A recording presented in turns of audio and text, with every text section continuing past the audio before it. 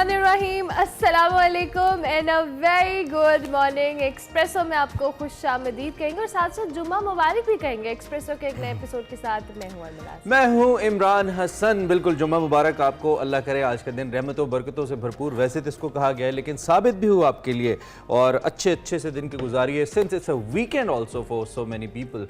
तो उस लिहाज से भी एक अच्छा दिन है, और क्योंकि थोड़ा मौसम भी बदल रहा है तो चीज़ें बेहतर हो रही हैं। बदलते मौसम का सबसे बड़ा फ़ायदा ये है कि बिजली का इस्तेमाल वक्त के साथ थोड़ा कम होता जाएगा और बिल कम होते जाएंगे। बिल कम होंगे तो थोड़ा सा हमें वैसी खुशी का एहसास होगा, हमारे पैसे बचेंगे ना। अब पहले तो गैस का बिल आएगा, वो क्या there was a time gas का बिल भी उतना इम्पैक्ट नहीं आता जितना बिजली का डालता है, लेकिन हाँ जो लोग एलपीजी और सिलेंडर्स इस्तेमाल करते हैं ना, वो भी बहुत बड़ी तादाद में। तो आपके लिए हमें पता है भी, आपके लिए तो मुश्किल है बात, वो 3000 प्लस का तो सिलेंडर हो गया है। खैर जी, once again wishing you a great day, starting with the cricket. कल बहुत ज़बरदस्त मैच हुआ। लोग कहेंगे आते ही खबरें देने ही शुरू कर देते हैं, तो खबरें हैं ही बहुत पाकिस्तान में भी और दुनिया भर में भी।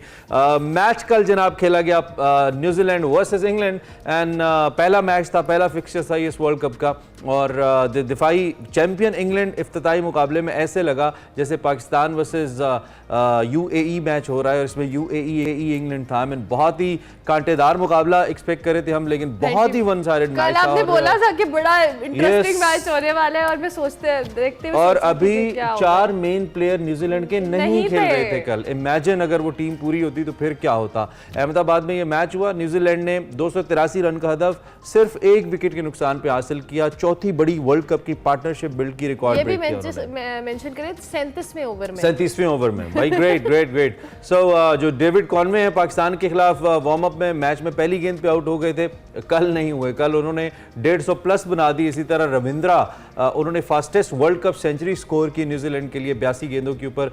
ज़बरदस्त दोनों बैटर्स खेले। और इस वक्त हम अगर बात करें न्यूजीलैंड की जानिब से, जो दूसरी विकेट है मैंने आपको बताया उसमें ये सबसे बड़ी शराकत है। वर्ल्ड कप की पहली सेंचुरी भी उन्होंने बनाई जिनकी हम बात करें, रविंद्रा, और वर्ल्ड कप का उनका डेब्यू भी था कल। तो भाई बहुत ही ज़बरदस्त मैच हुआ, और 4 मेन प्लेयर्स न्यूजीलैंड के were absent in this match, and I was still thinking कि अभी ये क्या किस जानिब जाएगा। खैर जनाब, ये बर्क रफ्तार इनिंग थी रविंद्रा की। 96 गेंदों पर उन्होंने 123 रन मजमूई तौर पर स्कोर किए, और उन्हें इस मैच का बेहतरीन खिलाड़ी भी करार दिया गया।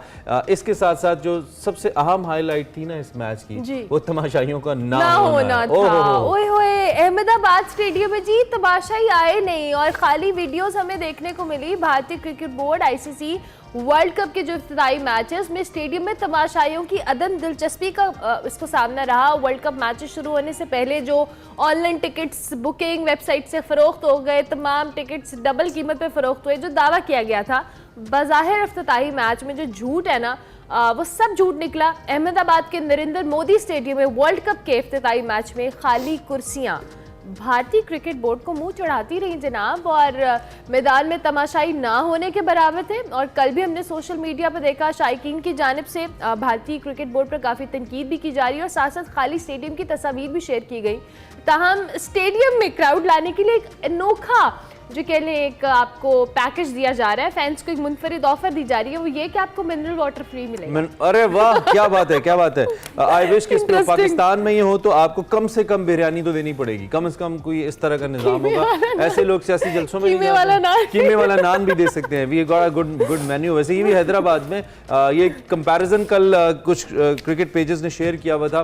वैसे मैंने अपनी जो मेरी एक as a spectator cricketing career है ना, हमारा भी तो एक करियर है क्रिकेट देखते हुए, पहली दफा इतना वीरान पहला मैच हमने देखा, और 2 टॉप टीम्स के दरमियान ये मैच था। I mean it was a very crucial मजे का मैच। सब छोड़िए, ट्रॉफी ला रहे हैं, ये वर्ल्ड कप की ट्रॉफी गोद में उठाई हुई है सचिन। मतलब ऐसे तो रिश्ते वाले आए तो लड़की चाय नहीं लेके आती। सही बात है, जैसे वो भी ज्यादा तरीके से लेके आती है, जैसे तरतीब से ट्रे सेट करके, ट्रॉली सेट करके आती है। आप तो हाथ में उठाए वर्ल्ड कप की ट्रॉफी। जवागल श्रीनाथ कल मैच रेफरी थे, जो कि बड़े पेस अटैकर रहे हैं, पेस अटैक बॉलर रहे हैं। बुरे हालात हैं जी, और इस वक्त ऐसा लगता है कि जो एक मजमूई तौर पर भारत ने पॉलिटिकल रंग डालने की कोशिश की थी ना क्रिकेट में, उसके आफ्टर इफेक्ट्स आना शुरू हो गए हैं। जो साबिक क्रिकेटर वीरेंद्र सहवाग हैं, उन्होंने स्टेडियम में मुफ्त एंट्री का मुतालबा कर दिया। वो कहते हैं मुफ्त में भी आ जाए लोग तो बड़ी बात है, जितने गंदे स्टेडियम में आपके, मतलब वैसे गलती कल ये हो गई कि इंडिया ने अपने, और ये दुनिया में भी कहते हैं कि सबसे बड़ा स्टेडियम है, इसमें 1.25 लाख लोग आते हैं।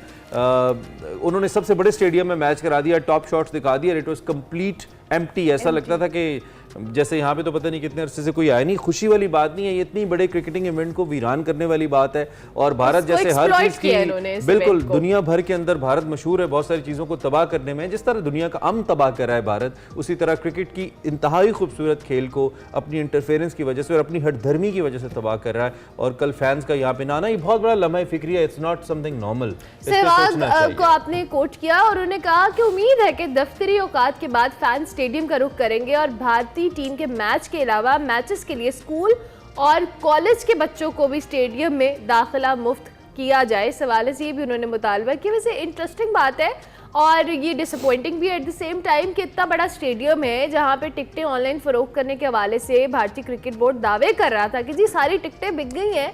तो किसने खरीदी हैं ये टिकटें, हमें भी बता दें, क्योंकि पाकिस्तानी फैंस को तो इन्होंने आने नहीं दिया। वो दिल्ली मुंबई की ट्रेनों की टिकट्स बिकी होंगी क्योंकि वहाँ पे टिकट ट्रेन पे जगह नहीं मिलती, खवातीन बेचारी को भी नहीं मिलती। तो हो सकता है फैंस तो गए नहीं है यहाँ पे हमें नहीं नजर आया भाई, and it's very very disappointing. हम उम्मीद करते हैं कि क्रिकेटिंग फैंस आए यहाँ पे और क्राउड आके, क्योंकि क्राउड से मैच होता है, ऐसे नहीं होता।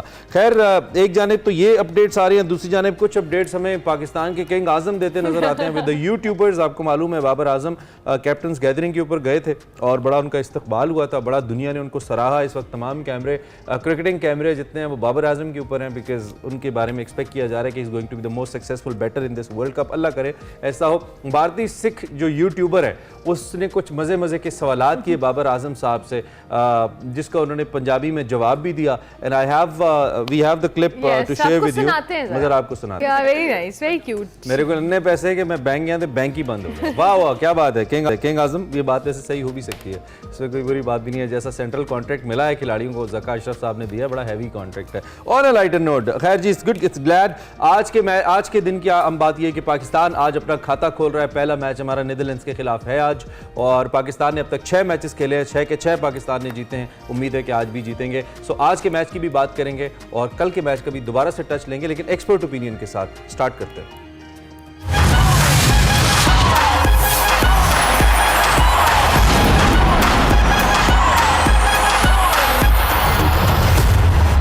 एक्सपर्ट ओपिनियन के लिए हमारे साथ अब्दुल माजिद अवान मौजूद हैं। बहुत दिनों के बाद हमें ज्वाइन करें। Thank you very much Abdul Majid. Good morning, I hope you are doing well. Matches को एंजॉय आपने स्टार्ट कर दिया है?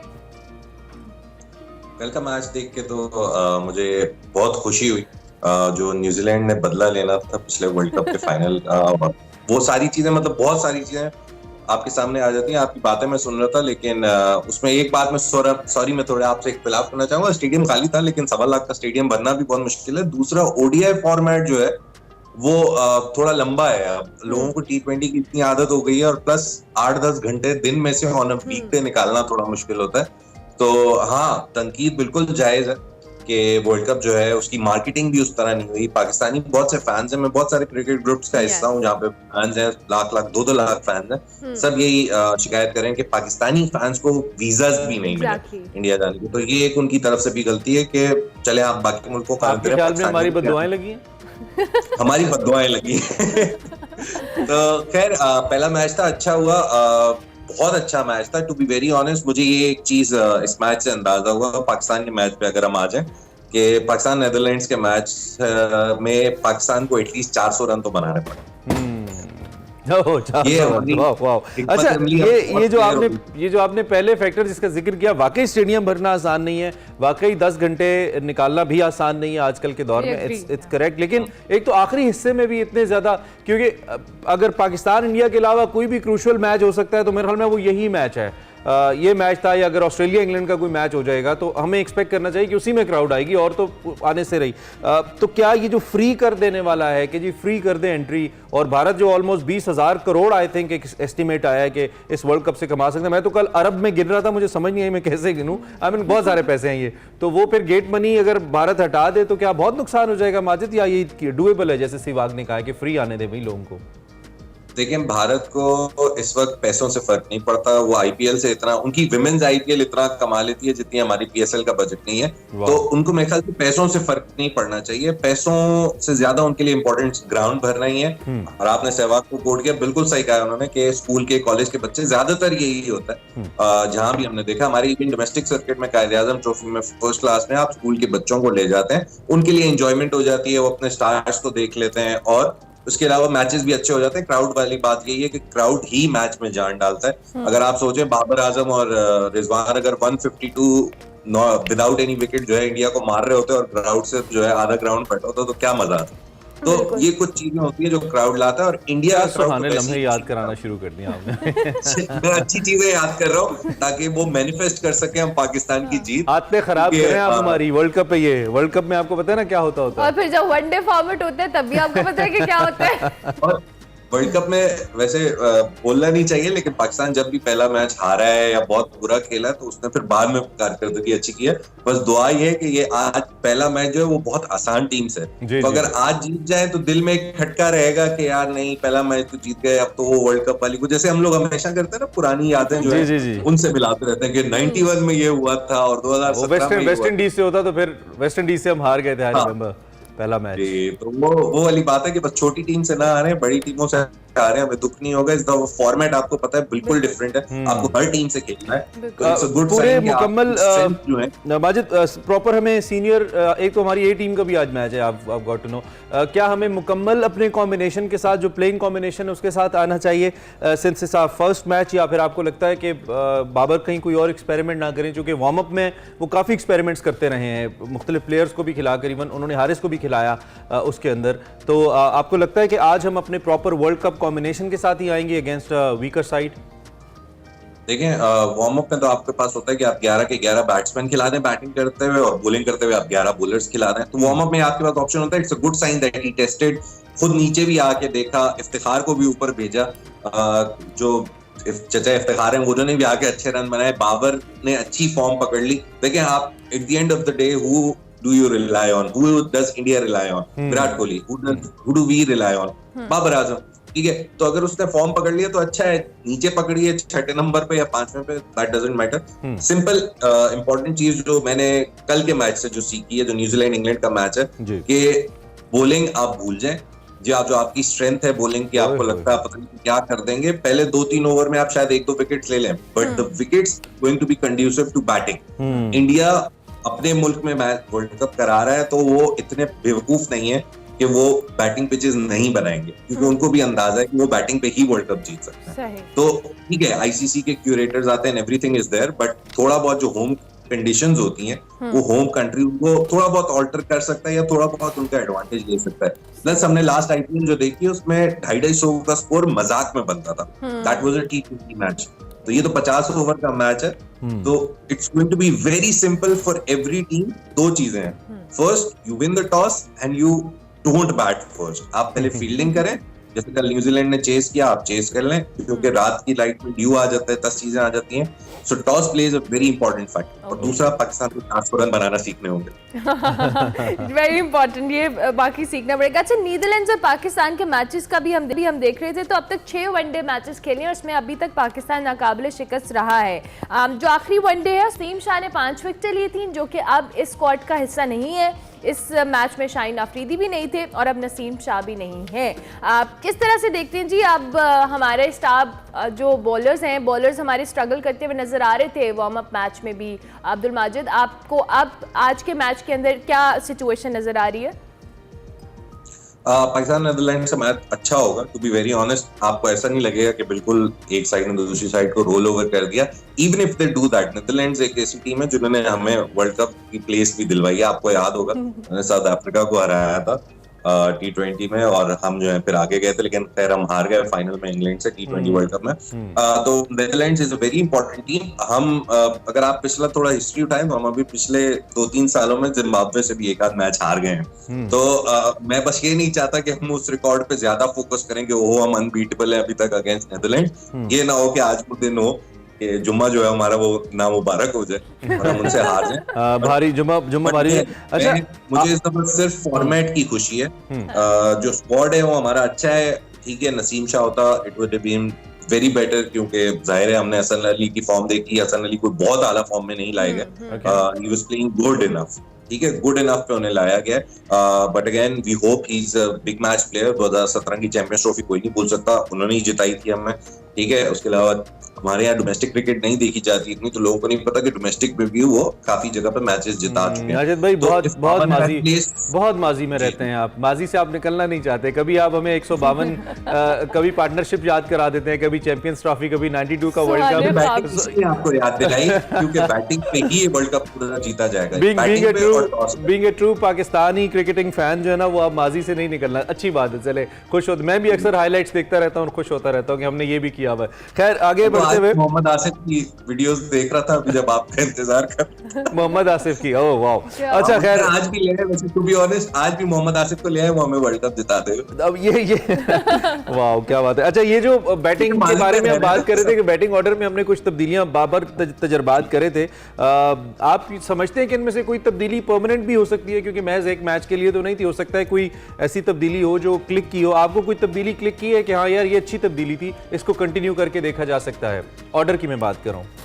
मैं सिर्फ इफ्तिखार को ऊपर लाने पे खुश था, इफ्तिखार को चौथे नंबर पे खिलाया, लेकिन देखिए वो वार्म अप में ही आपके लिए सिचुएशन बन सकती है। इन अ प्रॉपर मैच जो आपने दो ओपनर्स अब रख लिए हैं, पहले आपको याद होगा अभी कोई 6-8 महीने पहले या 7 महीने पहले हमारी बात हो रही थी कि रिजवान और Babar are opening in all formats सिवाय टेस्ट के, तो वो उन्होंने अपने आप को डिमोट कर लिया। तो ऑब्वियसली दे नीड 2 ओपनर्स। अब वो ओपनर्स इमाम और फखर की शक्ल में हैं आपके पास। अब्दुल्ला शफीक को ये लोग ट्राई करेंगे नहीं, अगेन थोड़ा हम डरते हैं एक्सपेरिमेंट से in on such a world big stage. दुनिया का इतना बड़ा स्टेज है, तो बाकी टीम शायद कर लें, हमसे नहीं हो पाएगा। तो ये जो आपने फखर का जिक्र किया, पिछले मैच में कुछ थोड़े कलर में थोड़े टच में नजर आए आपको? 22 आई थिंक किए थे, जल्दी आउट हो गए थे, लेकिन कुछ समझने वाले ये कह रहे थे कि he is getting back to his own, you know, अपने थोड़ा शक्ल में आ रहे वापस। मैं फखर की बात कर रहा हूँ। फखर, देखिए Fakhar is one of the wildest card in cricket that I have ever seen. वो आपके लिए ऐसा प्लेयर है कि जिस दिन उसका दिन होगा उस दिन पूरे बाकी के जो 21 प्लेयर हैं वो फजूल होते हैं, वो बिला वजह आए हुए होते हैं ग्राउंड में। बट अगेन फखर का वो दिन काफी टाइम हो गया नहीं आया, एंड आई होप कि इस वर्ल्ड कप में किसी एक क्रूशियल मोमेंट में जहां हमें फखर चाहिए हो, Fakhar comes to the big stage. और जिस तरह की बैटिंग पिचेस है, फखर आएगा। तो आई एम वेरी होपफुल कि फखर जो है वो हमारे लिए एक अच्छा प्लेयर साबित होगा on the opening spot in the world cup. Again batting conducive pitches पे there is a high chance कि एक आध जो स्टेडियम है that helps spin a lot. Chennai का जो स्टेडियम है जहां हमारा अफगानिस्तान से मैच है, but again good against spin, हम इतना बुरा भी नहीं खेलते, तो that will be a positive for us. But Fakhar Zaman hopefully will be one of the players to watch in this world cup. हमें सब बाबर और रिजवान दिखा रहे हैं, but Fakhar is one of our big hitters. आपको पता होगा, आपने अगर ओडीआई लाइनअप देखी है, हमारे पास इतने बिग हिटर्स नहीं है।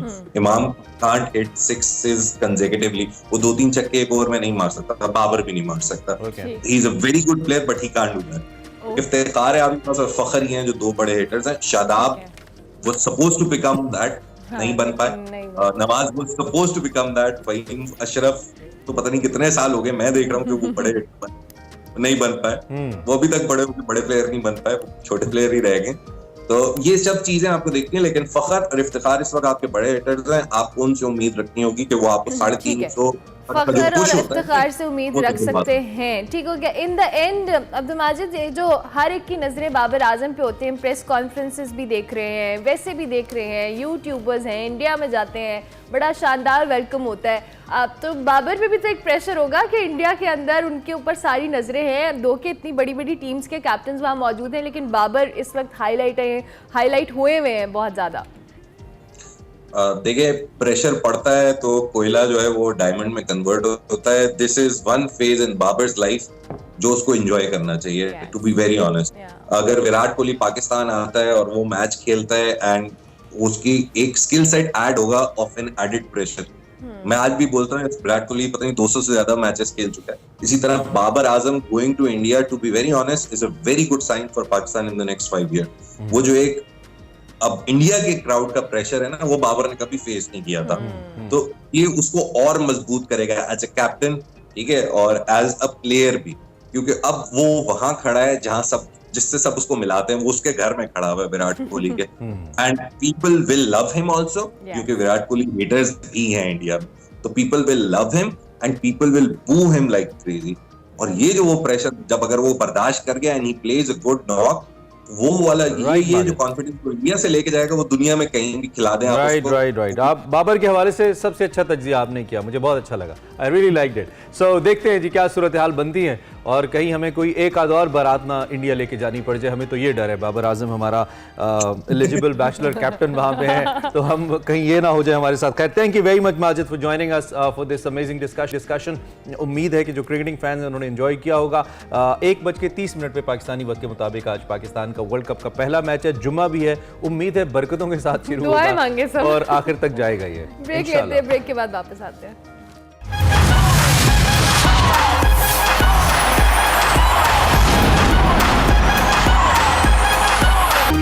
Welcome back. आपकी मुलाकात अब एक एक्सप्रेसो हीरो से करवाते हैं।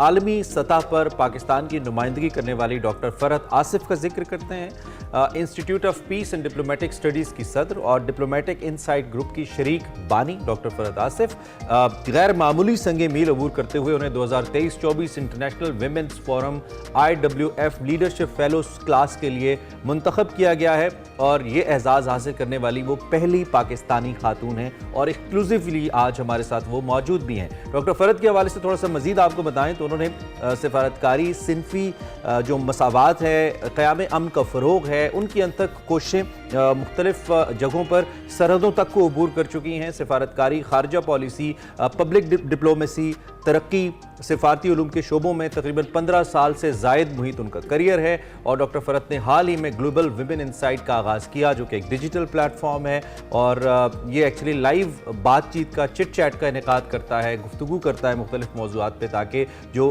आलमी तरक्की है इसमें काबिल ज़िक्र किरदार की हामिल ख़वातीन की शानदार कहानियाँ उनको उजागर किया जा सके। एंड वन थिंग मोर, 1974 में कायम होने वाले WF, जिसके बारे में हमने आपको बताया, इसका मिशन इज्तमाही तौर पर ख़वातीन की जो लीडरशिप है, क़यादत है, इसमें आलमी मसावात को आगे बढ़ाना है। डॉक्टर साहिबा, since being the first Pakistani, हमारे लिए बहुत एजाज़ की बात है कि आज हमारे साथ मौजूद हैं। तो हमने ज़रूरी समझा कि क्योंकि पाकिस्तान का नाम रोशन कर रही हैं, तो डॉक्टर साहिबा को हम मदऊ करें और वो तशरीफ़ लाएं। बिल्कुल, all the way from US हमारे साथ मौजूद हैं डॉक्टर फरहत आसिफ, उनको हम खुश आमदीद कहेंगे। बहुत शुक्रिया डॉक्टर साहिबा, और सबसे पहले तो आपको बहुत बहुत मुबारकबाद। आप पाकिस्तान का वो रोशन चेहरा है जिससे हम सब इंस्पिरेशन लेते हैं, और आप डेफिनेटली बहुत सारी ख़वातीन के लिए इंस्पिरेशन है। अपनी अचीवमेंट को लेकर आप कुछ भी कहना चाहें आगाज़ में?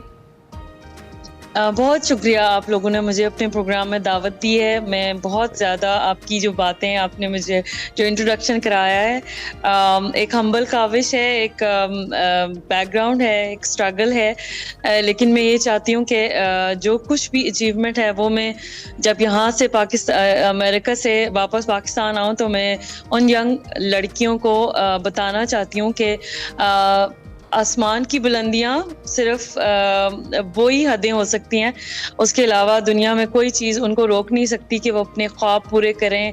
और इसमें मैं चाहूँगी कि जो लोग स्पेशली मर्द हजरात, जैसे भाई होते हैं, बाप होते हैं, आपके शोहर होते हैं, अगर वो आपको सपोर्ट अपने साथ ना करें तो बहुत सारी जो बुलंदियां हम हासिल करना चाहते हैं। और मेरी ज़िंदगी में भी इसी तरह बहुत सारे मर्दों ने बहुत इम्पोर्टेंट रोल प्ले किया है, और मैं अगर यहाँ आप लोगों के सामने यहाँ खड़ी हूँ और बात कर रही हूँ तो इसकी सबसे बड़ी वजह यह है कि जहाँ औरतों ने मुझे सपोर्ट किया है वहाँ मर्दों ने भी उतना ही ज़्यादा फुल सपोर्ट किया है। तो मैं ये चाहूँगी कि आपके प्रोग्राम के तवज्जुह से उन सब लोगों से, भाइयों से, बापों से और सब शौहरों से जो मुझे देख रहे हैं, सुन रहे हैं, मैं चाहूँगी, आपसे दरख्वास्त करूँगी कि अपनी ख़वातीन को हर मैदान में उनको ये मत बताएं कि ये हो सकता है, ये नहीं हो सकता, उनको फुल सपोर्ट करें। तभी वो हम शायद पाकिस्तान दुनिया की बहुत सारी जगहों पे जो ये IWF है, थोड़ा सा बताना चाहूँगी आपके तवज्जुह से कि ये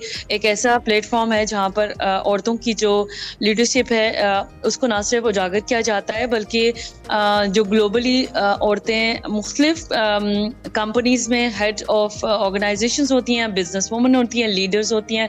फॉर एग्जांपल मेरी क्लास में एक खातून है जो कि नासा की वो डायरेक्टर हैं और हेड करती हैं, जहाँ पर लॉन्च किया जाता है। जैसे आप फॉर एग्जांपल चांद पर जब आपका रॉकेट लॉन्च होता है तो उसको लॉन्च का जो बटन प्रेस होता है वो करती हैं। इसी तरह बहुत सारी बिजनेस वुमन हैं जो कि स्टेक होल्डर्स हैं, कैपिटलिस्ट हैं। तो ये जो इंटरनेशनल विमेन फोरम का आप जिक्र कर रही हैं, जिसके फेलोज क्लास के लिए आप मुंतखब हुई हैं, ऐसा क्या था आपके करियर को लेकर, आपकी शख्सियत को लेकर, जिसने दुनिया को इतना इंस्पायर किया?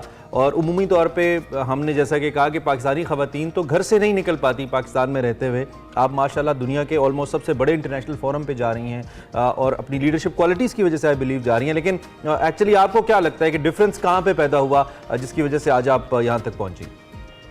डिफरेंस जो क्रिएट होता है, यानी मुख्तलिफ आप कैसे होते हैं कि आप कुछ कर गुजरने का आपके अंदर हौसला जो है वो पैदा होना चाहिए, और और इसके अलावा आप मुख्तलिफ हों दूसरों से।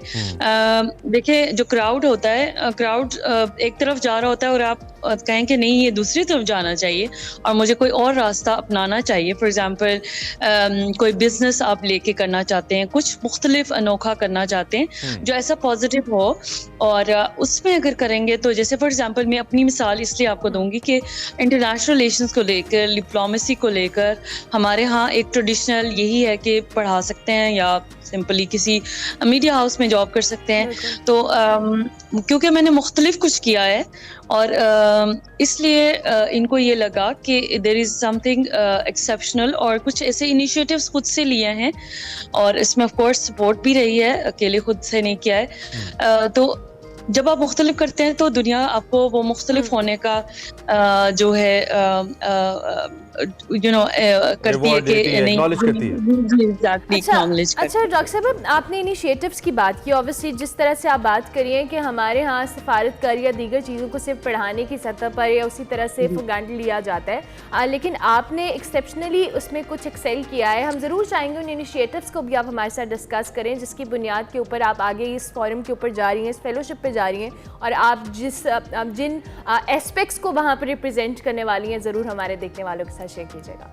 जी बहुत शुक्रिया, ये बड़ा इंपॉर्टेंट सवाल भी है और बहुत सारे ऐसे इंटरनेशनल रिलेशंस के स्टूडेंट्स भी होंगे जो मुझे सुन भी रहे होंगे, और सोशल साइंसेज के स्पेशली जैसे एंथ्रोपोलॉजी और मुख्तलिफ जो डिपार्ट जर्नलिज्म फॉर एग्जांपल। देखिए जो मैंने इनिशिएटिव जो अपना मैं जिक्र करूँ, द डिप्लोमेटिक इनसाइट मैगजीन जो मैंने आज से 15 साल पहले उसको इनिशिएट किया, उसमें ये किया कि जो डिप्लोमेटिक मिशन से हमारा ये ख्याल होता है कि शायद वो एम्बेसीज सिर्फ और सिर्फ हमें वीज़ा देती हैं या हमें बस हमें इससे ज़्यादा हम नहीं सोचते, लेकिन एम्बेसीज के अंदर एम्बेसडर्स और डिप्लोमेट्स बहुत सारे लेवल्स पे काम कर रहे होते हैं। फॉर एग्जांपल आप और मेरे जैसे लोगों से बात करना चाहते हैं जो कि पब्लिक डिप्लोमेसी है, विच इज़ माय स्पेशलिटी, जिसकी मेरी पीएचडी भी है। इसके अलावा इकोनॉमिक अफेयर सेक्शन है, पॉलिटिकल अफेयर सेक्शन है, स्ट्रेटेजिक अफेयर सेक्शंस हैं और मुख्तलिफ और वहाँ लीडरशिप्स हैं जाहिर है।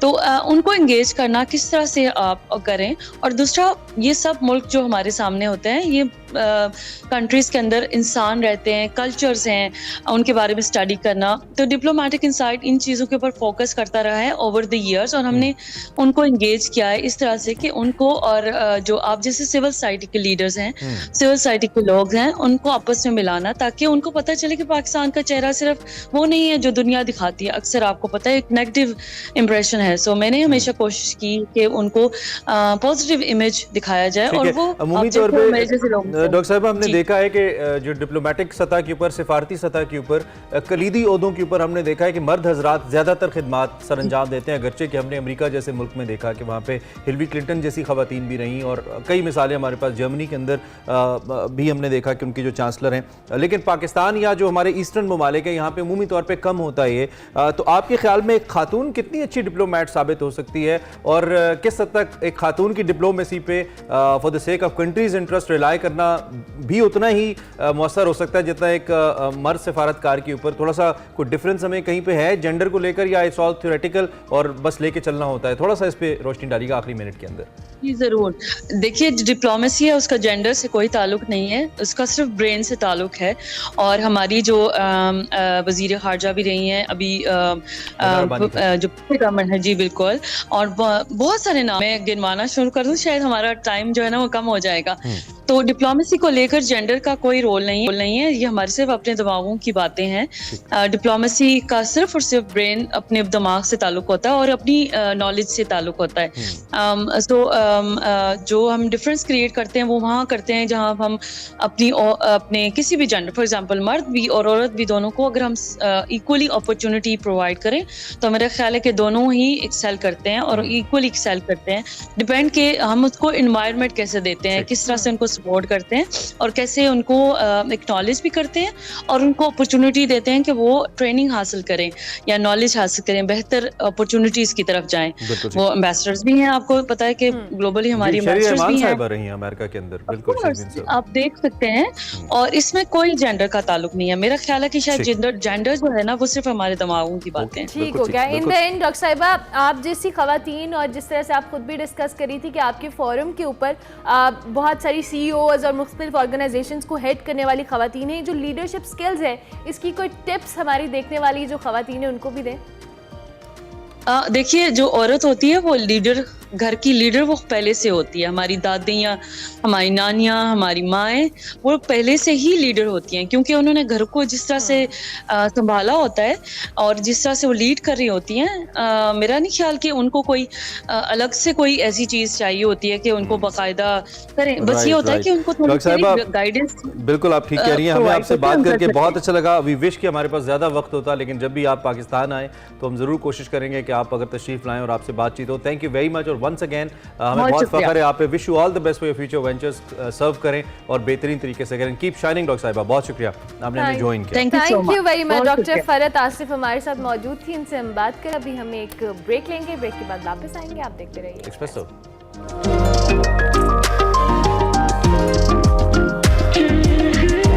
Welcome back. आपको मालूम है वीकेंड के ऊपर, yes, welcome back to Expresso. अच्छा, वीकेंड के ऊपर हम आपको कारवांसराय दिखाते हैं, हमारा फ्लैगशिप शो है और बाकी तमाम प्रोग्राम से हट के है, चूंकि इसमें मुस्तनसर हुसैन तारड़ साहब बैठे हैं और वो पाकिस्तान में एक ही हैं, इनफैक्ट दुनिया में एक ही हैं। अपने सफरी तजर्बात के हवाले से उमूमी तौर पर तो बात करते हैं, लेकिन इस वक्त जो सिलसिला चल रहा है वो मंटो साहब के हवाले से चल रहा है। जो उर्दू अफसाने पढ़ता है, उनको जानता है, वो मंटो साहब को सबसे पहले जानता है। क्या बात हो रही है, आपको कुछ हाईलाइट्स दिखाते हैं। मंटो और फैज़ फैशन बन चुके हैं, फैड बन चुके हैं। यानी लोगों ने ओढ़ना बिछोना उनका मंटो या फैज़ हो गया। आल्दो वो उनको समझते नहीं हैं, लेकिन चूंकि फैशन है उनका नाम लेना, इसलिए हर तरफ या मंटो डे होते हैं या फैज़ मेले होते हैं। ज़ाती तौर पे मैं समझता हूँ कि ये एक मनफी रुझान, क्योंकि फैशन और फैड जो हैं वो हमेशा आर्जी होते हैं, जबकि मंटो और फैज़ आर्जी नहीं, वो दायमी है। मंटो साहब के हाथ का लिखा हुआ एक ऑटोग्राफ जो मुझे उन्होंने दिया था मेरी ऑटोग्राफ बुक पे, और वो अभी तक मेरे पास महफूज है, जिस पर लिखा था कि दुनिया में आईने नहीं थे तो हुस्न था, अब आईने हैं पर हुस्न कहाँ है। और ये 17 अगस्त 1953 की तारीख, यानी आज से पूरे 70 साल पहले की ये बात।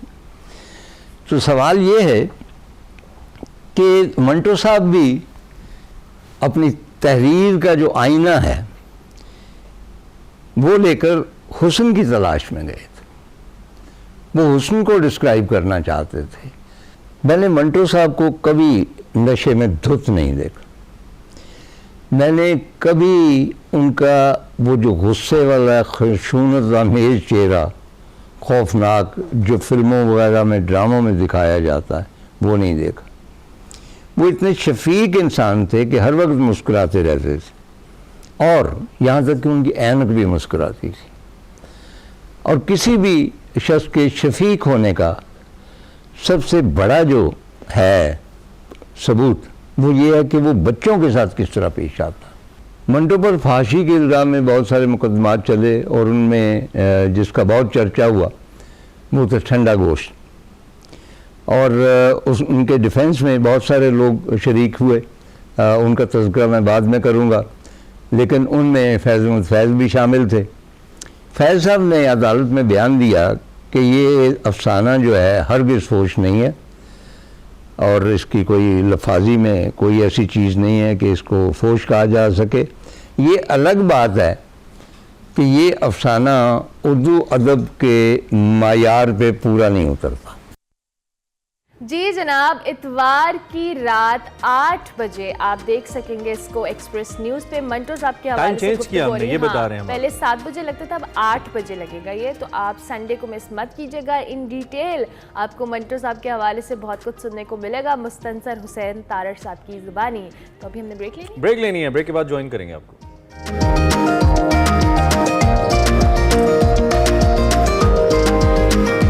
Welcome back to Expresso. कुछ सियासी सूरत हाल पे बात कर लेते हैं। तहरीक इंसाफ के साथ जान की बाजी लगाने और वफादारी के दावे करने वाले तहरीक इंसाफ के रहनुमाओं का पार्टी से उड़ान भरने का सिलसिला जारी है। मेले उजड़ रहे हैं, ये कहना चाहिए है। वजह सिर्फ और सिर्फ 9 मई के वाक़यात हैं, जिसमें आपको मालूम है जिना हाउस, GHQ समेत जो आर्मी तनसीबात थी, दीगर सरकारी इमारतें थी, रेडियो पाकिस्तान पेशावर था, उनमें जलाव गिराव हुआ था, तोड़ फोड़ हुई थी। तहरीक इंसाफ के मुतअद्दिद रहनुमाओं ने इस वाक़े के बाद पार्टी को खैराबाद कहा, नए धड़े बनाए, उनमें गए। तहरीक जो इस्तेहकाम पार्टी है वो सामने आई, जागीर तरीन साहब की सरबराही में। अलीम खान साहब उनके साथ मौजूद हैं, सदर हैं इस पार्टी के।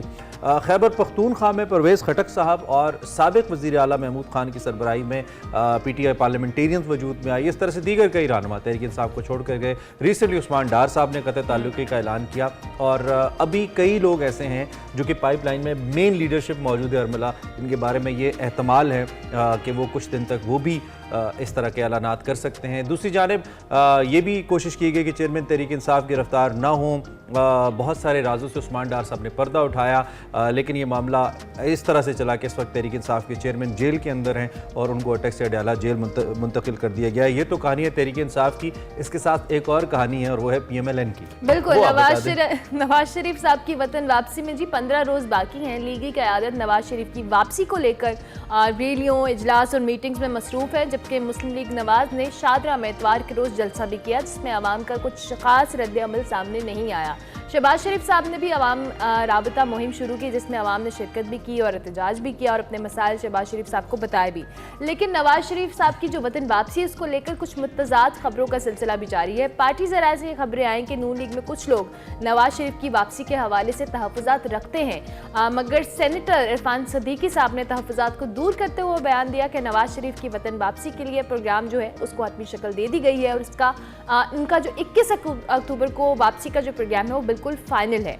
नून लीग को नवाज शरीफ की वापसी के हवाले से बार बार यकीन दहानी क्यों करवानी पड़ी है? क्या पार्टी में अभी भी शक व शुबहात हैं? और अगर नवाज शरीफ साहब आते हैं या नहीं आते, दोनों सूरत हाल में पार्टी का मुस्तकबिल क्या होगा, क्या बयानिया होगा, इसी पे बात करेंगे। हमारे साथ सीनियर तज्जियाकार जैगम खान साहब मौजूद हैं। Thank you very much Zaigham Khan साहब, बहुत शुक्रिया, आपने अर्ली इन द मॉर्निंग हमें ज्वाइन किया। सबसे पहले तो हम इसी बात से आगाज़ कर लेते हैं, जिस तरह से उस्मान डार साहब का एक टीवी इंटरव्यू सामने आया, 25 रोज़ से वो गायब हुए, इसके बाद वो एक टीवी प्रोग्राम में अपेयर हुए, उन्होंने बहुत सारे इंकशाफात किए। बहुत पहले वो जयाले किस्म के सपोर्टर थे चेयरमैन तहरीक इंसाफ के, उसके बाद इस बात से उन्होंने कहा कि 9 मई के जो वाक़यात थे उसमें सीधा जिम्मेदार उन्होंने चेयरमैन PTI को करार दिया। उस इंटरव्यू को लेकर और जो उनकी इस तरह की आकर एक इंकशाफात करना है, उसको आप क्या कमेंट करेंगे उस पर?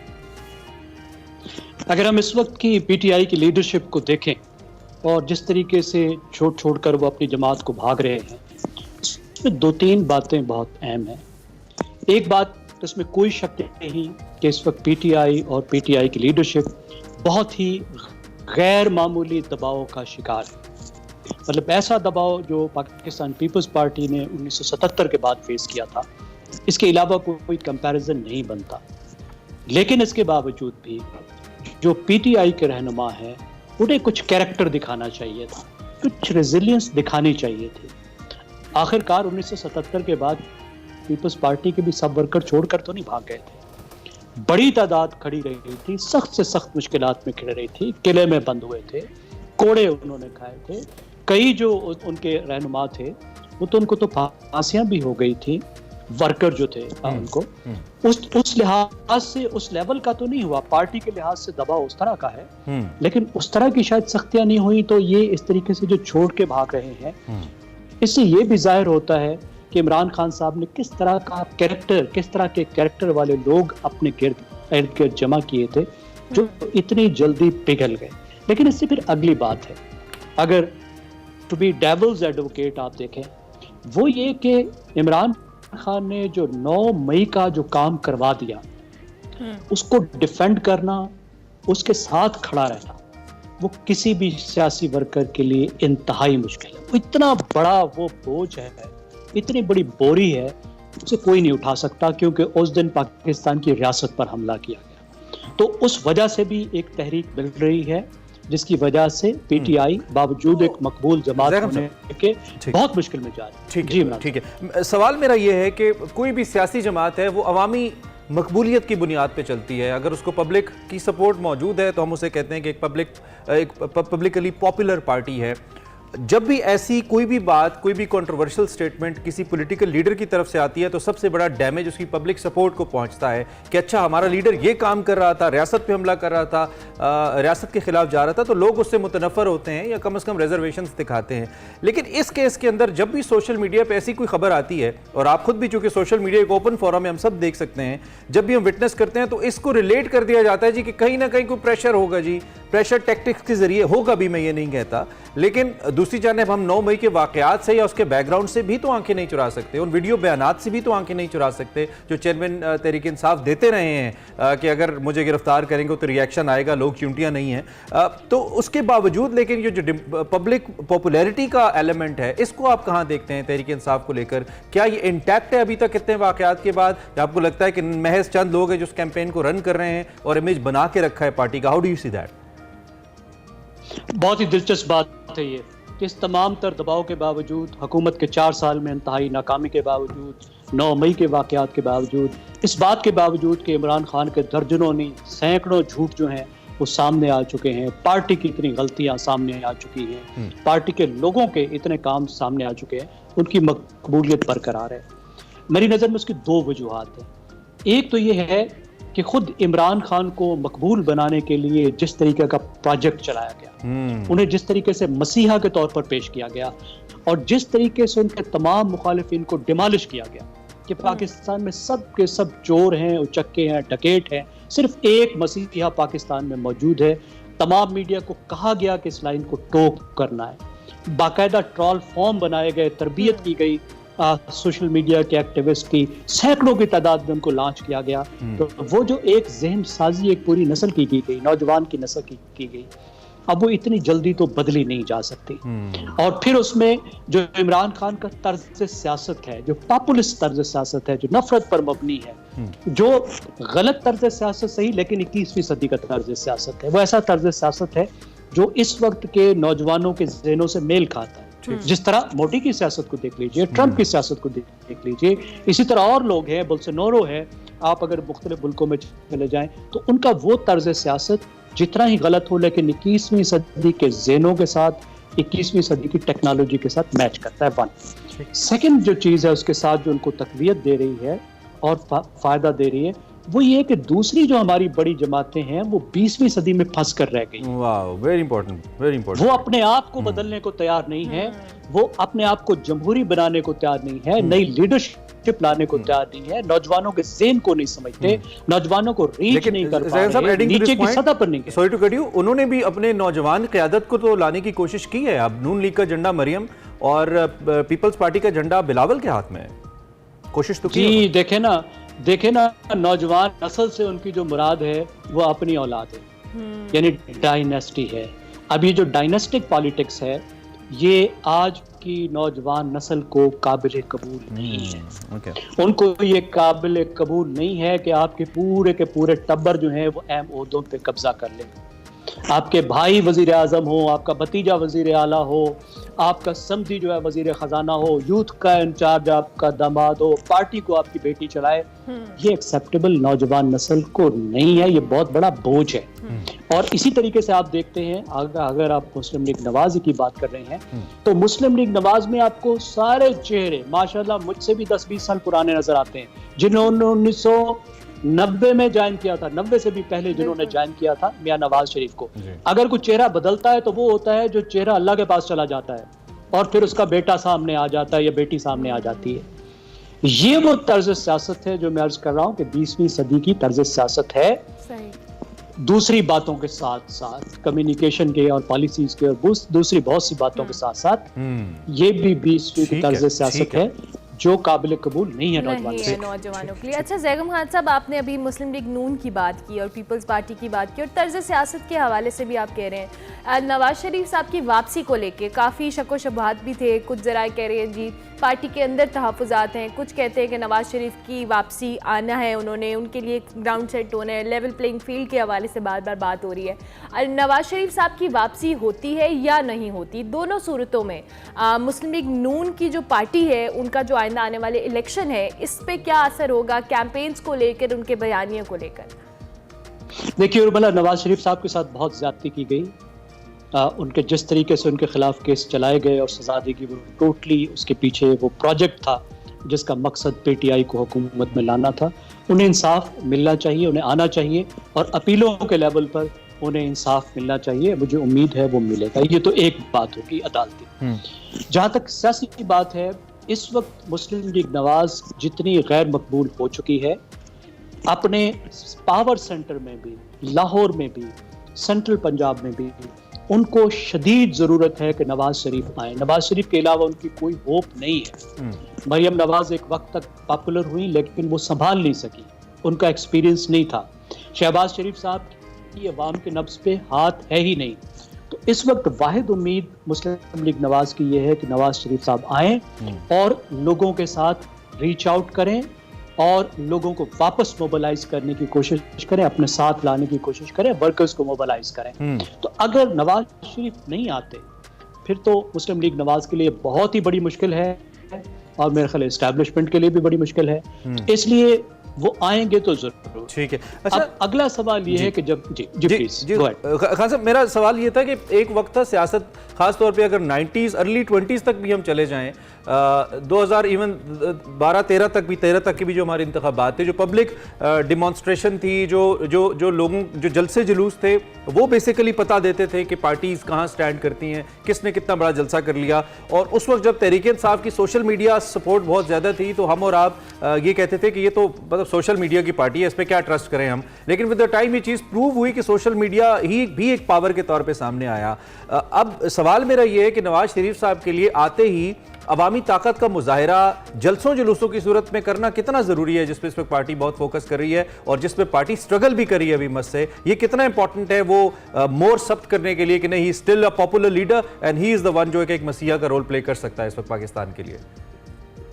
जी इमरान, ये ज़रूरी नहीं था, लेकिन मुस्लिम लीग नवाज ने खुद इस तरह की स्ट्रेटजी बना के अपने आप को मुश्किल में डाल लिया। अपने आप को उन्होंने एक चैलेंज दिया है और अब इस चैलेंज को उन्हें पूरा करना होगा, वरना उनका अपना तासुर खराब होगा। उन्होंने खुद कह दिया कि इतना बड़ा जलसा करेंगे। अगर थोड़े से साफ अंदाज में ले आते, उनका इस्तकबाल वगैरह अच्छा करा देते और बाद में देखते कि किस तरीके से जलसे करने हैं, तो मेरे ख्याल में उनके लिए ज़्यादा बेहतर होता। वो हवा का रुख देखते, मौसम देखते, अपनी तैयारी के मुताबिक सारा कुछ करते। अब उन्होंने मुश्किल में अपने आप को डाला है। आपकी जो दूसरी बात है वो बिल्कुल ठीक है। एक तो ये है कि अब वोटर को रीच आउट करने के तरीके बदल गए हैं। एक जलसे में कितने लोग कोई ला सकता है? 10, 20 हज़ार, 50 हज़ार, लाख। अब आप देखिए, खाली आपके शो को जो है वो लाखों लोग देख रहे हैं। तो रीच आउट करने के तरीके बदल गए हैं। मेन स्ट्रीम मीडिया है, सोशल मीडिया है, लेकिन फिर भी जो मकबूलियत को जांचने के तरीके हैं वो मौजूद हैं। मिसाल के तौर पे जो साइंटिफिक पब्लिक ओपिनियन पोल्स होते हैं वो बहुत बेहतर तौर पर आपको हवा का रुख बदल देते हैं। किसी भी जलसे से बेहतर तौर पर आपको बता देते हैं कि पब्लिक सेंटिमेंट क्या है। राइट जैकम सर, बिल्कुल ठीक sir. Thank you very much. गुफ्तगू बड़ी इंटरेस्टिंग है, मेरे पास सवाल तो और भी हैं लेकिन वक्त की कमी है। बहुत शुक्रिया आप तशरीफ लाए। इंशाल्लाह अगली नशिस्त में जरूर हम इस पर मजीद करेंगे। जैकम खान साहब सीनियर तज्जियाकार अपनी राय का इजहार कर रहे थे, आपने सुना उनकी क्या राय थी। हम एक ब्रेक लेते हैं, ब्रेक के बाद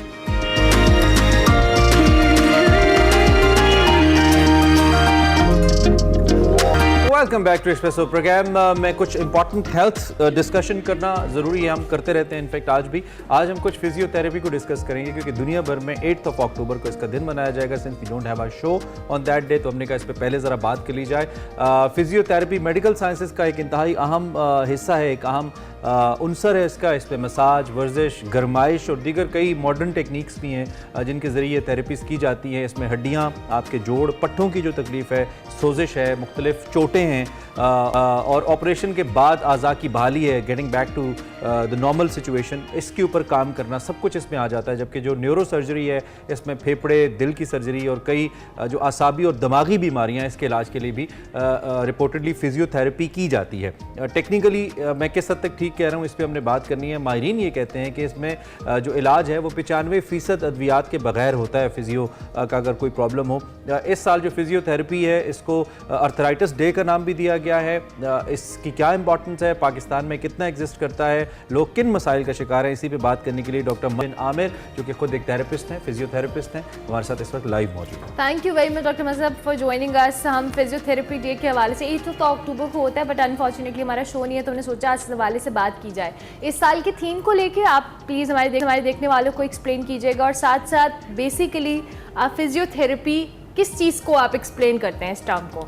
अच्छा जी, वालेकुम अस्सलाम। सबसे पहले तो मेरा ख्याल है आपने ख़ुद इतना अच्छा इसको एक्सप्लेन कर दिया है कि मेरा और कुछ कहने की इसमें ज़रूरत नहीं है। इंट्रोडक्शन टू फिज़िकल थेरेपी की अगर हम बात करें, लेकिन थोड़ा सा मैं आपको इसमें एक्सप्लेन कर दूं कि फ़िज़ियोथेरेपी एक ऐसी फील्ड है जिसके अंदर आप तमाम जो मसाइल हैं, जो जोड़ों, पट्ठों और जिस तरह आपने न्यूरो के कुछ मसाइल, जिस तरह फॉलेज की बात करते हैं या और कुछ न्यूरो के केसेस होते हैं जिनको हम बग़ैर अद्वियात के सिर्फ वर्जिशों के ज़रिए और कुछ मॉडर्न डे मॉडलिटीज़ को इस्तेमाल करते हुए हम इसको इलाज करते हैं। आर्थराइटिस की जहाँ तक आप बात कर रहे हैं, आर्थराइटिस जो है ये हमारे यहाँ एक बहुत कॉमन मसला है, क्योंकि एक तो इसमें न्यूट्रिशनल फैक्टर भी आ जाता है और दूसरा ये है कि अगर सिर्फ आप टिपिकली पाकिस्तानी पॉपुलेशन की बात करते हैं तो ख़वातीन में ये बहुत ज़्यादा होता है, स्पेशली जो पोस्ट मीनोपॉजल वुमेन होती हैं अराउंड 45 ईयर्स के बाद जो ख़वातीन हैं उनके अंदर ये हड्डियाँ भुरने का अमल और हड्डियों में सोजिश और ये सारी चीज़ें, तो इसकी अवेयरनेस जो है ये इस साल का हमारा मैं इसको मज़ीद आसान करता हूँ ताकि आम लोगों तक आपकी बात पहुँचे और समझ आए उनको। कब एक इंसान फिजियोथेरेपिस्ट के पास जाना चाहिए, वो कौन सी अलामात हैं अगर मुझे अपने जिस्म में, अपनी हड्डियों में फील हो रही हैं, तो उसके बाद मुझे वाकई एक डॉक्टर की ज़रूरत होगी और इलाज की ज़रूरत होगी? देखिए, फिज़िकल थेरेपी के पास, किसी भी फिज़िकल थेरेपिस्ट के पास जाने के लिए ना आपको ये ज़रूरी नहीं है कि आपको कोई पेन होती है तो ही आपने जाना है। ठीक है, आप फिज़िकल थेरेपी के थेरेपिस्ट के पास रेगुलर अपने जो है चेकअप के लिए भी जा सकते हैं। लेकिन अगर आपके किस जॉइंट्स में किसी भी किस्म की पेन होती है, आपको मॉर्निंग स्टिफनेस होती है, आपकी कमर, गर्दन, घुटने या किसी भी और जॉइंट में कोई पेन होती है, या अगर आपने किसी भी किस्म का कोई ऑर्थोपेडिक रिलेटेड कोई ऑपरेशन करवाया है, आपकी कोई हड्डी टूटी थी या आपका कोई पट्ठा टूटा था जिसका आपने ऑपरेशन करवाया है, तो उसको दोबारा वापस नॉर्मल लाइफ में लाने के लिए फ़िज़िकल थेरेपी एक वाहिद चीज़ है जो आपको एक कामयाब और नाकाम ऑपरेशन के दरमियान फ़र्क करती है। ठीक है, कुछ लोग कहते हैं कि जी हमारा कोई मसला चल रहा है, हमारी जिस तरह आर्थराइटिस है, हमने घुटने तब्दील नहीं करवाने क्योंकि ये ऑपरेशन नाकाम है। ये ऑपरेशन नाकाम नहीं है, वजह ये है कि ये कामयाब उनमें है जो उसके बाद उसकी रिहेबिलिटेशन करवाते हैं। जो रिहेबिलिटेशन नहीं करवाते वो अपने घुटने वहीं पे जाम करके बैठ जाते हैं। ठीक है, इसी तरह पट्ठों का मसला है, कोई भी आप ऑपरेशन करवाते हैं नामुकम्मल प्रोसेस जो है वो नाकामी की वजह बनता है। बिल्कुल। डॉक्टर साहब ये भी बताइएगा, ऑब्वियसली आजकल खवातीन हो मर्द हो बहुत यंगर एज में लोगों को जॉइंट के इश्यूज हैं, पट्टों मसल पेन्स हैं, कुछ एक्सरसाइज कर रहे हैं, कुछ नहीं कर रहे, अब क्या रीजंस है यंगस्टर्स के अंदर भी इस तरह के मसाइल होने के? देखें, सबसे ज़्यादा तो है सेडेंटरी लाइफस्टाइल। ठीक है, हमारे यहाँ अब कोई एक्टिविटीज़ जो हैं वो स्पोर्ट्स की एक्टिविटीज़ नहीं है, हमारी लेयर एक्टिविटीज़ जो हैं वो खाना पीना है या फ़ोन यूज़ करना है और गैजेट्स हैं जो ऑब्वियसली। ठीक है, तो उसकी वजह से हमारी फिजिकल एक्टिविटी बिल्कुल रेंडर होकर जा रही है, बिल्कुल ख़त्म हो जाती है। जब आपकी फिजिकल एक्टिविटी नहीं है, एक मसल एक काम के लिए बना है, जब आप उसको यूज़ ही नहीं करते तो वो डिसयूज़ की वजह से एक तो कमज़ोर होने लग जाता है, दूसरा आप एक पोस्चर में लंबे अरसे तक बैठे रहते हैं, जिस तरह फ़ोन यूज़ करते हैं आप गर्दन झुका के बैठे रहते हैं, आप अगर ऑफिस वर्कर हैं तो आप लंबे अरसे तक एक चेयर पर बैठे रहते हैं, तो ये सारी वजूहात जो हैं बनती हैं कि आपके फिर जॉइंट्स आहिस्ता आहिस्ता पेनफुल होने लग जाते हैं। ठीक है, ठीक है। अच्छा, हम आपसे जब डिस्कस कर रहे थे अभी, हम कायरोप्रैक्टर एंड फिजियोथेरेपी एक तो इसके अंदर क्या फ़र्क है, I hope I am pronouncing the term right, और अमूमी तौर पे लोग मालिश या मालिशियों के पास भी चले जाते हैं, और पाकिस्तान में ये ट्रेंड बहुत ज़्यादा है क्योंकि यूजुअली फिजियोथेरेपिस्ट थोड़े से महंगे भी होते हैं, तो लोग कहते हैं अच्छा यार, और गाँव देहातों में बहुत होता है कि गाँव देहातों में हर गाँव में एक दो सियाने होते हैं जो कि किसी की हड्डी का कोई मसला हो तो उनके पास चले जाएं और वो आपको हाँ मालिश करेंगे तो वो ठीक हो जाएंगे। तो सर इस टर्मिनोलॉजी पे भी जरा इसको थोड़ा एड्रेस करें। अच्छा, सबसे पहले तो आपने फिजियोथेरेपिस्ट को मालशिया के साथ मिलाया है, ये आपको पहले शख्स नहीं है जिसने ये काम किया है, लेकिन कोई बात नहीं, हम बाकियों को भी दरगुजर करते हैं, आपको भी करते हैं। वजह पता है क्या है, पाकिस्तान में परसेप्शन है लोगों का, लोगों को लगता है कि जड़ा काम ऐसे हो सकते हो, वो जाने की क्या जरूरत है। बिल्कुल बिल्कुल, अनफॉर्चुनेटली बिल्कुल। असल में पहली बात तो ये कि लैक ऑफ अवेयरनेस है, ठीक है, लोगों को पता नहीं है कि फिजिकल थेरेपी है क्या, ठीक है। फिजिकल थेरेपी बेसिकली एक्सरसाइजेस और मोडालिटीज को इस्तेमाल करते हैं, ठीक है, और इनको इस्तेमाल करके हम आपका जो मस्कुलोस्केलेटल और जो पट्टे और हड्डियां उनको मजबूत किया जाता है, ठीक है। तो इसका उससे कोई ताल्लुक नहीं है, ठीक हो गया। लेकिन लोग कहते हैं तो हम भी उनको कह देते हैं यार चलो ठीक है। दूसरी चीज ये है कि कायरोप्रैक्टर का और आपने फिजियोथेरेपिस्ट का डिफरेंस पूछा है, तो ये पाकिस्तान में मैल प्रैक्टिस चल रही है जो कि पीक पे है इस वक्त। दुनिया में और भी कहीं है या सिर्फ पाकिस्तान? अच्छा, कायरोप्रैक्टर क्या होता है? कायरोप्रैक्शन की एक डिग्री है जो सिर्फ और सिर्फ यूनाइटेड स्टेट्स ऑफ अमेरिका और कनाडा में की जाती है। अच्छा। इसके अलावा ये दुनिया में कहीं नहीं होती। दुनिया में सबसे ज्यादा कायरोप्रैक्टर्स अमेरिका में हैं जो कि 7,250 हैं, दूसरे नंबर पे कनाडा में है जो 4,000 हैं, और तीसरे नंबर पे ऑस्ट्रेलिया में है जो सिर्फ 3,000। और अगर आप लाहौर के अंदर पाकिस्तान में देखें तो फिजिकल थेरेपी क्लिनिक के साथ जो कायरोप्रैक्टर लगे हुए हैं मेरे ख्याल तकरीबन 10,000 तो लाहौर में, गुडनेस, ठीक है, और उनमें से कोई एक भी कायरोप्रैक्टर नहीं है। बिल्कुल इन दी एंड आप लास्ट 30 सेकंड्स के अंदर लोगों को कोई मशवरा देना चाहें, फिजियोथेरेपी डे है, आप अवेलेबल हैं इस वक्त, उनको कुछ भी कहना चाहें टू हेल्प देम। लोगों के लिए मेरी यही एडवाइस है कि अगर आपको किसी भी किस्म की जॉइंट पेन्स होती हैं, किसी की भी किस्म के आपको उठने बैठने में मसला आता है, आप एल्डरली हैं, आपके बच्चों में कोई पैदाइशी माजूरियाँ हैं, तो आप लाजमी किसी अपने करीबी फिजिकल थेरेपिस्ट के पास विजिट करें और उनसे एडवाइस लें। और इस चीज़ के ऊपर बिल्कुल मत जाइएगा कि फिजिकल थेरेपिस्ट महंगे होते हैं, ठीक है, आपकी सेहत से और जान से बढ़ के महंगे नहीं है, बिल्कुल अगर कर सकते हैं। Thank you very much doctor मसब, बहुत शुक्रिया आप तशरीफ लाए और आपने बड़ी मुफीद बातें की कम वक्त के अंदर। हम थेरेपी डे विश तो नहीं कर सकते, ये जरूर कह सकते हैं कि अपनी सेहत का और खासतौर पर हड्डियों का ख्याल रखिए। ब्रेक लेते हैं, ब्रेक के बाद वापस आते हैं।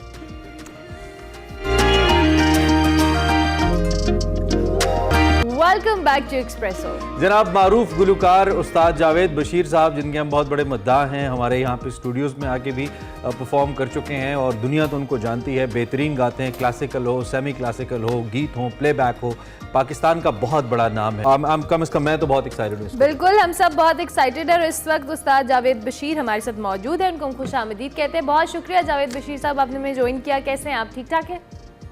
मैं ठीक ठाक हूँ, आप सुनाएं, आप ठीक ठाक है? बिल्कुल ठीक ठाक, शुक्र अल्लाह का। हम तो आपके गाने का टीजर देख के बड़े इम्प्रेस हुए हैं। गाने के हवाले से भी बताएं, आप किस तरह का गाना है, आज रिलीज होने जा रहा है, क्या एक्सपेक्टेशंस हैं? 4 बजे, आज 4 बजे रिलीज होगा। मैं सबसे पहले आप लोगों का बहुत शुक्रगुजार हूँ, एक्सप्रेस न्यूज का बहुत शुक्रगुजार हूँ कि जिन्होंने आज मुझे मौका दिया कि मैं अपने गाने के बारे में, और ट्रेलर आपने कहा था कि आज हम ट्रेलर भी लोगों को दिखाएंगे। तो ये यारा जो गाना है ये बहुत एक खुशगवार गाना है और एक मतलब लड़का लड़की के लिए गा सकता है और लड़की लड़के के लिए गा सकती है, और ये हर सीजन का सॉन्ग है, यानी जितनी शादियां अब चलेंगी ना इंशाल्लाह बहुत बहुत अल्लाह की हाँ उम्मीद है कि ये सारी शादियों पे सुना जाएगा। और इसकी बीट जो है वो डांस है, और इसका म्यूजिक जो बनाया है वो कामरान अख्तर ने बनाया है, वीडियो सजील खान ने बनाई है। सजील खान बहुत टैलेंटेड है, और फिर इसको रिलीज मैं अपने चैनल से कर रहा हूँ। वैसे तो सारे प्लेटफॉर्म्स पे आ रहा है, ठीक है, स्पॉटिफाई और बजाओ.pk जो हमारे पाकिस्तान की बहुत बड़ी ऐप है, उस पे भी रिलीज हो रहा है। तो जावेद भाई बहुत चूंकि हमने देखा कि अभी सिंगल्स यूजुअली थोड़ा सा ट्रेंड कम हुआ है, कम आ रहा है म्यूजिक पाकिस्तानी, लेकिन आई होप कि आपका जो गाना एक नए जैसे कहते हैं ना एक हवा के ताज़ा झोंके की मानंद आएगा।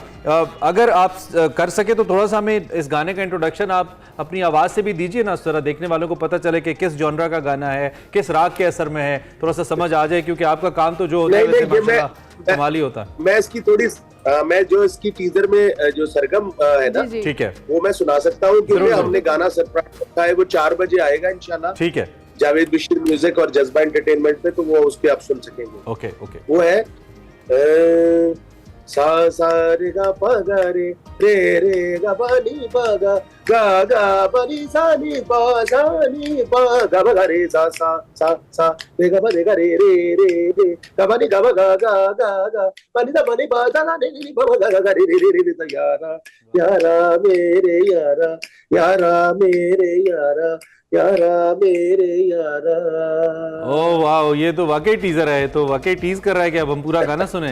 We want to listen to it, beautiful. और कंपोजिशन जावेद भाई आपकी अपनी होगी डेफिनेटली, खुद कंपोज किया? हाँ, कंपोजिशन मैंने बनाई है और लिरिक्स भी मेरे हैं।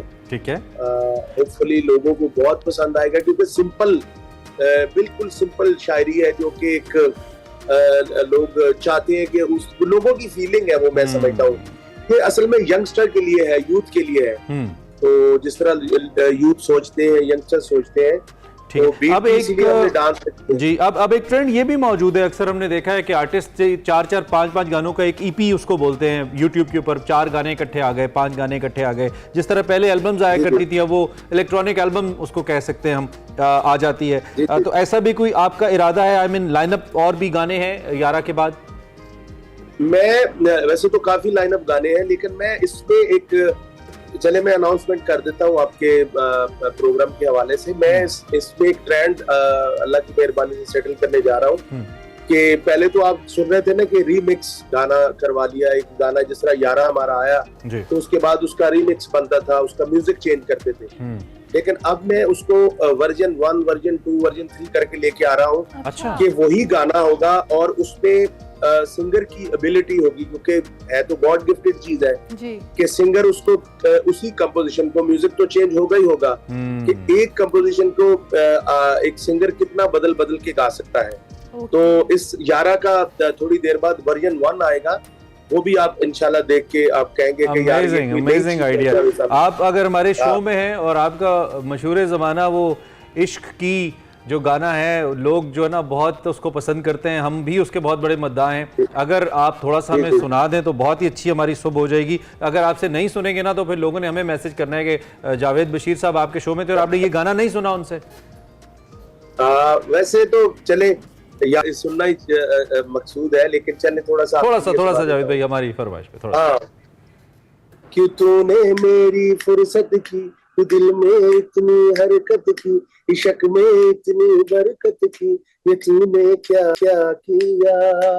फिर अब मारा मारा मैं, चांद से बिछड़ा तारा मैं, दिल से इतना क्यों हारा मैं, ये तूने क्या किया। सारी दुनिया से जीत के मैं आया हूँ इधर, तेरे आगे ही मैं हारा किया, तूने क्या असर। मैं दिल का राज कहता हूँ कि जब जब सांसें लेता हूँ, तेरा ही नाम लेता हूँ कि तूने क्या किया। क्या बात है, always a treat to listen to you. आपके जो फैंस हैं वो क्योंकि काफ़ी अरसे से वेट कर रहे थे आपके गाने का, और Yaara is going to be the new song, आप उनसे कुछ भी कहना चाहें वो उनको उम्मीदें भी होंगी, और आपके फैंस सिर्फ पाकिस्तान में नहीं हैं, आप हमारे शो में तो वी बिलीव कि हमें इंडिया में भी लोग देखेंगे, तो आप कुछ भी कहना चाहें सर। मैं बस एक छोटा सा मैसेज है मेरा, एक तो मोहब्बत है वो जो इंसान को मतलब ये रूप है उस परवरदिगार का, हर बंदे को करनी चाहिए। और दूसरा ये है कि इस गाने को सुने, लाइक करें, शेयर करें, और इसकी स्टोरी लगाएं, इसको मतलब रील्स बनाएं, तो इसको गा के भी हमें हम थोड़ी देर तक हम उसको ईमेल या व्हाट्सएप हम करेंगे, हमें गा के भेजें, जो अच्छा गाएगा फिर हम उसको इनाम भी देंगे, और इंशाल्लाह उसको। अच्छा, आपने एक और नुक्ता मेरे ज़हन में, आपने कहा कामरान साहब ने इसका म्यूजिक दिया। कामरान थोड़ा सा उनका जो म्यूजिक है ज़्यादा ट्रेडिशनल साउंड करता है, दो कि उनका और ऑर्केस्ट्रेशन बड़ी इंपॉर्टेंट है होती है गाने में, और वो बड़ी ज़्यादा करते हैं। हमने जितने गाने उनके सुने, बहुत अच्छे पाकिस्तान के अरेंजर हैं। लेकिन आजकल जो यंगस्टर्स हैं वो थोड़ा टाइप ऑफ म्यूजिक में मुख्तलिफ तजर्बात भी करते रहते हैं, तो आने वाले वक्त में या 11 के अंदर भी हम कोई नया तजर्बा भी देखेंगे in terms of its track या म्यूजिक अरेंजमेंट? 11 के अंदर आप ये देखेंगे कि एक कवाली की कंपोजिशन है जो कि बहुत आजकल की 2023 की, और एक मतलब मॉडर्नाइज करके हिप हॉप करके, और उसमें बहुत अच्छा कामरान ने उसको बनाया है, उसकी बीट बहुत अच्छी है। तो मतलब कॉलेज और यूनिवर्सिटीज में पढ़ने वाले जो लड़के लड़कियां हैं उनको आप जो है ना दोबारा से, और एक मौसम भी आगे से अक्टूबर चल रहा है, वैसे ही बड़ा रोमांटिक है, दिसंबर आ जाएगा। हाँ जी बिल्कुल। जबरदस्त, थैंक यू वेरी मच, बहुत शुक्रिया जावेद बशीर साहब, और बड़ी बेसब्री से हमें भी इंतजार रहेगा आपके गाने का शाम 4 बजे। जी आपको ये सुनने को मिलेगा गाना जिसका एक टीजर हमने आपको दिखाया है। जावेद बशीर साहब के गाने हैं, इनकी आवाज के तो वैसे ही हम बड़े मद्दा हैं, और ये गाना है डेफिनेट पसंद आएगा। फीडबैक जरूर दीजिए, राय जरूर दीजिए इनके यूट्यूब के ऊपर, जिनका इनका ऑफिशियल चैनल है, कि आपको ये गाना कैसा लगा। वी बिलीव जावेद साहब का गाना है तो अच्छा ही होगा। आगे क्या है जी हमारे पास? ब्रेक है।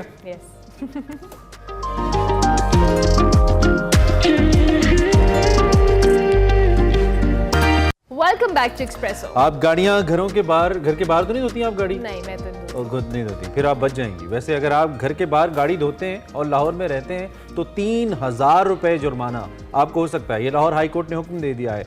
शहर में अगर आप गलत पार्किंग करेंगे 5000 जुर्माना होगा, और जिसने ये जुर्माना लेना है ना, अगर ऑनेस्टली उसने लिया तो वो बिलियनर हो जाएगा दिनों में, क्योंकि हर कोई गलत गाड़ी पार्क करता है। खैर जी, घरों में गाड़ियां धोने वाले होशियार हो जाएं और गलत पार्किंग करने वाले होशियार हो जाएं। लाहौर हाई कोर्ट ने ऐसा करने वालों के खिलाफ भारी जुर्माने आयद करने का हुक्म दे दिया है। जस्टिस शाहिद करीम साहब का उन्होंने ये जो स्मोक है इसके तदारुक के लिए हारून फारूक समेत दीगर की जो दरखास्तें इसकी समाअत की। इस दौरान ये जो जुडिशल वाटर कमीशन है इसने मुख्तलिफ महकमों की कारकर्दगी की रिपोर्ट जमा कराई, और पानी की जो बढ़ती किल्लत है इस पर तशवीश का इजहार किया गया कोर्ट के अंदर। रिमार्क्स ये सामने आए कि मसला बहुत अहम है, घरों में गाड़ियां धोने वालों को 3000 जुर्माना किया जाएगा, और अदालत ने कहा कि वक्त आ गया है कि अब हम जो वाटर ट्रीटमेंट प्लांट्स हैं वो लगाएं।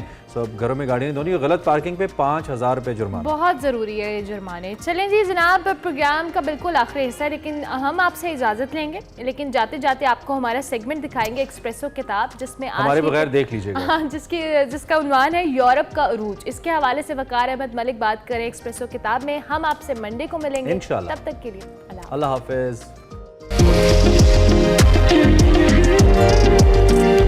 अस्सलाम वालेकुम नाज़रीन, मैं वकार अहमद और आप देख रहे हैं एक्सप्रेसो किताब। आज इस किताब पर बात करनी है, उससे पहले एक और किताब से एक हवाला देना चाहता हूँ, सेपियंस पे। सेपियंस बड़ी दिलचस्प किताब है, लेकिन उसमें एक बड़ी कमाल चीज़ है। वो ये थी कि जो यूरोप है उसका अरूज कैसे हुआ, यूरोप ने तरक्की कैसे की।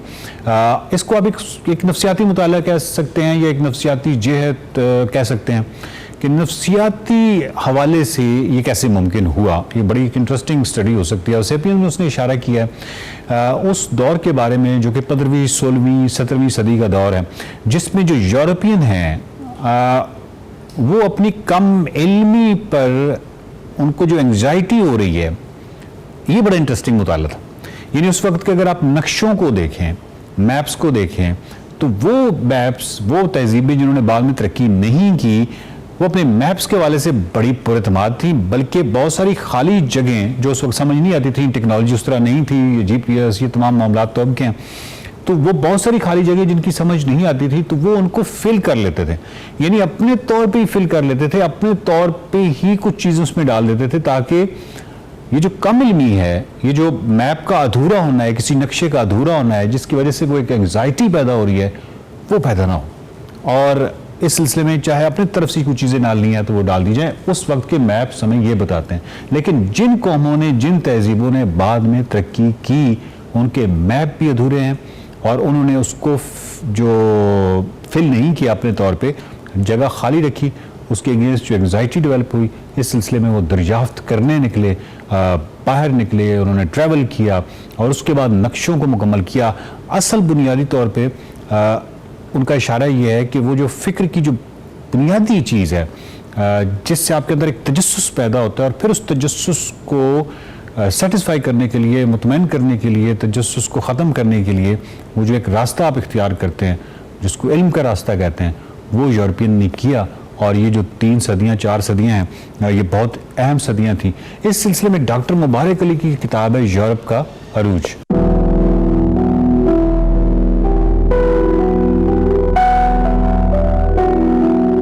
डॉक्टर मुबारक अली की ये जो यूरोप का अरूज है ये तकरीबन सेपियन की जो किताब है उसकी तस्दीक करती है।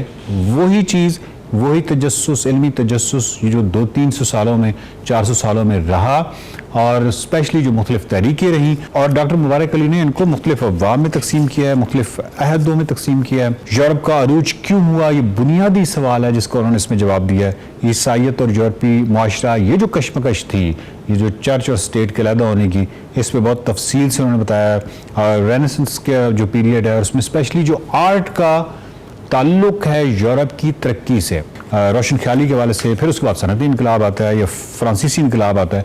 इस सिलसिले में जिन्होंने शुरू में एक बड़ा खूबसूरत फिक्रा उन्होंने बेसिकली किसी कोट किया है कि अगर इंसान ये सोचे कि हालात नाकाबिले बर्दाश्त हैं और ये देखे कि इनका कोई इलाज नहीं है तो वो हथियार डाल देता है, लेकिन अगर वो मसाइल का कोई हल देखता है तो वो निज़ाम को उलट देता है जो उसके लिए नाकाबिले बर्दाश्त हो गया हो। ये नहीं उसको कहीं मीनिंग नज़र आए, उसको कोई मामला नज़र आए कि इसका हल ये है तो उस हल के लिए फिर वो हर तरह की तगोदाव करता है, वगरना वो उसको अब्सर्डनेस समझ के, उसको लाजानियत समझ के हथियार डाल देता है। और इस किताब को लिखने के हवाले से जो इसका मकसद बयान करते हैं डॉक्टर मुबारक अली कि इस किताब को लिखने का मकसद ये बिल्कुल भी नहीं है कि ये साबित किया जाए कि यूरोप की तरक्की उसकी बरतर नस्ली खूबियों या उसके ख़ास माहौल की वजह से हुई, बल्कि ये है कि उसने किस माहौल और हालात में रहते हुए अपने बढ़ने के रास्ते तलाश किए। अभी भी हमारे यहाँ बहुत सारी इस तरह की मिथ्स भी होती हैं, इस तरह की गलत फहमियाँ भी होती हैं कि कोई नस्ल जो है वो बरतर है अपने रंग की वजह से, अपनी किसी नस्ल की वजह से, अपनी किसी इस हवाले की वजह से, तो वो साइंस में और टेक्नोलॉजी में और उन चीज़ों में ज़्यादा तरक्की कर गई। जबकि चंद ऐसे रवैये जो हैं अगर वो किसी कौम में पैदा हो जाएं तो वो रंग, नस्ल, इन तमाम चीज़ों से अलहदा होकर जो इंसानी ज़हन है, जो इंसानी साख्त है, जो उसकी एनाटमी है, जो वो हमें बताती है कि वो इसका रंग, नस्ल, जेंडर, सिन्फ किसी ऐसी चीज़ से ताल्लुक़ नहीं है, इंसान के अंदर का ताल्लुक़ है, इंसानी दिमाग का ताल्लुक़ है। जब उसके अंदर क्रिटिकल थिंकिंग पैदा होती है तो उस तजस्सुस को सेटिस्फाई करने के लिए, उस तजस्सुस को काम करने के लिए, उसको ख़त्म करने के लिए वो एक इल्मी रास्ता इख्तियार करता है और इस सिलसिले में किसी का कोई इजारादारी रंग, नस्ल के हवाले से नहीं है। सो यूरोप ने क्यों तरक्की की, इसका जवाब डॉक्टर मुबारक अली देते हैं। डॉक्टर मुबारक अली की जो किताब है यूरोप का अरूज, ये आपको ज़रूर पढ़नी चाहिए और आजकल के जो नौजवान हैं उनको तो लाजमी पढ़नी चाहिए, ये जानने के लिए कि यूरोप का जो अरूज है उसके पीछे वो कौन से रवैये हैं जिन्होंने उसको अरूज बख्शा। उसमें रंग, नस्ल नहीं है, उसमें कोई ख़ास इल्मी रवैया है, कोई ऐसी चीज़ है जो कि हमें जानने की ज़रूरत है और फिर उसके बाद हम अपने रवैयों को देखेंगे और उसमें जो कजी है, उसमें जो खामी है उसको दूर करेंगे ताकि हम भी इल्म का रास्ता इख्तियार करें, तरक्की का रास्ता इख्तियार करें और मुतजस्सिस होने की जो एक सलाहियत है वो अपने अंदर पैदा करें। देखते रहिए एक्सप्रेसो किताब।